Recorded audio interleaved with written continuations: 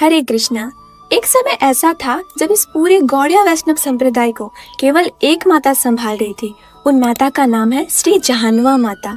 आज उनके आविर्भाव दिवस पर आइए जानते हैं उनके जीवन से जुड़ी हुए कुछ मुख्य बातें और उनके कुछ अद्भुत लीला का हम श्रवण करते हैं।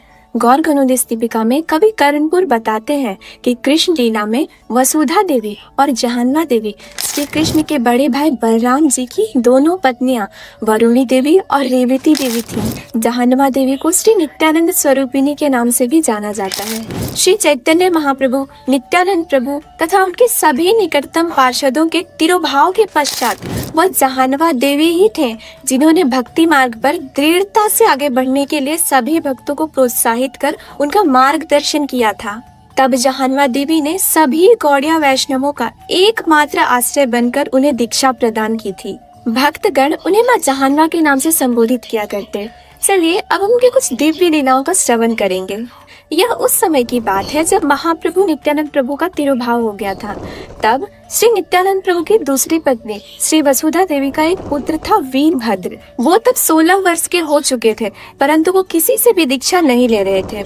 लोग उन्हें परामर्श देते कि नित्यानंद प्रभु, महाप्रभु, उन्होंने भी तो हरि नाम दीक्षा लिया, तुम्हें भी जल्दी किसी से दीक्षा ले लेनी चाहिए। इस पर वो कहते, मैं नित्यानंद प्रभु का पुत्र हूँ, मैं उनसे ही दीक्षा लूंगा जब कोई नित्यानंद प्रभु के बराबरी का कोई भक्त हो या उनके समान ही कोई प्रभावशाली हो, उन्हीं से मैं दीक्षा लूंगा। लोग उनसे बोलते कि तुम अपनी मैया श्री जहानवा माता से ले लो दीक्षा।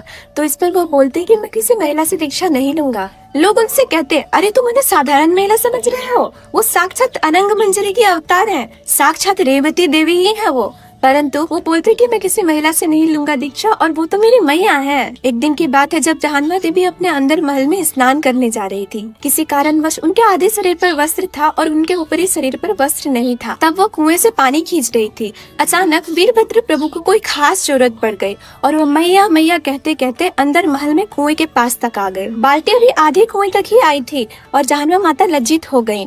यद्यपि ऐसी अवस्था में उन्हें देख वे वापस लौट जाना चाहते थे कि उनके दो अधिक हाथ प्रकट हो गए और उन दोनों हाथों से उन्होंने अपने शरीर को ढक लिया और दो हाथों से बाल्टी खींचने लगी। उनको दंडवत कर बोलते हैं कि अरे ये तो साधारण स्त्री महिला नहीं है, ये तो चतुर्भुज है।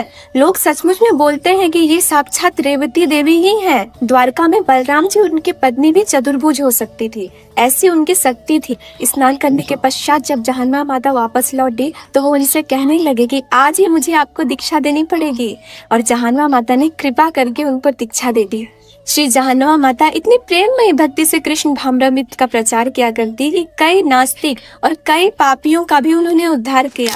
श्री रूप गोस्वामी, श्री सनातन गोस्वामी और सभी भक्त उनका बहुत सम्मान करते। कहीं भी कोई बड़ा उत्सव होता तो वो वहाँ पर जाती और सभी का मार्गदर्शन किया करती। पंच तत्व यानी श्री चैतन्य महाप्रभु, नित्यानंद प्रभु, श्री अद्वैत आचार्य, गदाधर और श्रीवास पंडित के इस पृथ्वी से अप्रकट होने के बाद प्रथम बार बांग्लादेश के खेतुरी नामक ग्राम पर श्री चैतन्य महाप्रभु का आविर्भाव दिवस मनाया गया था, जिसे आज हम गौर पूर्णिमा के नाम से जानते हैं। उत्सव के दौरान महा हरिनाम संकीर्तन का आयोजन किया गया था और जहानवा माता ने अपने हाथों से हजारों वैष्णवों के लिए भोग प्रसाद बनाया था और उन्हें अपने हाथों से परोसा भी था। वर्णन आता है कि भक्ति की चरम सीमा को देखकर स्वयं नित्यानंद प्रभु और चैतन्य महाप्रभु इस उत्सव में प्रकट हो गए थे। श्री जहानवा माता ने कई स्थानों की परिक्रमा भी की थी, जिनमें सर्वप्रथम था अंबिका कालना, जो उनका मायका भी था।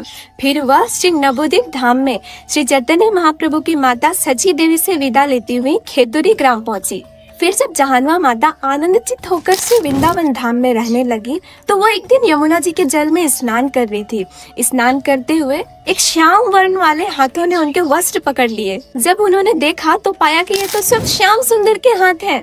तब भगवान ने उन्हें बताया कि वह उन्हें गंगा के तट पर गोपीनाथ के अर्च विग्रह के रूप में प्राप्त होंगे। फिर जहानवा माता अपनी यात्रा को आगे बढ़ाते हुए श्री नित्यानंद प्रभु के जन्म स्थान एक चक्र धाम से होते हुए खरदा पहुंची, जो नित्यानंद प्रभु के पुत्र वीरभद्र का निवास स्थान था। यहीं के गंगा तट पर उन्हें गोपीनाथ जी की प्राप्ति हुई थी। कई वैष्णव आज आज भी इस विग्रह के दर्शन करने यहाँ आते हैं। यह विग्रह बंगाल के हुगली जिले के जीरत नामक ग्राम में स्थित है और गोपीनाथ जी की सेवा नित्यानंद प्रभु की बेटी गंगा देवी के वंशज करते हैं। श्री जहानवा माता के बैठक आज भी राधा कुंड में स्थित है। हमें इस स्थान के दर्शन अवश्य करने चाहिए। श्री नित्यानंद प्रभु की अंतरंग शक्ति है श्री जहानवा माता। उनकी कृपा के बिना हम भक्ति में कैसे आगे बढ़ सकते हैं। जय निताय। श्री नित्यानंद राम की जय। नित्यानंद शक्ति श्रीमती जहानवा माता की जय हो। उनके प्राकट्य दिवस की आप सभी को ढेरों ढेरों बधाई। धन्यवाद। हरे कृष्ण।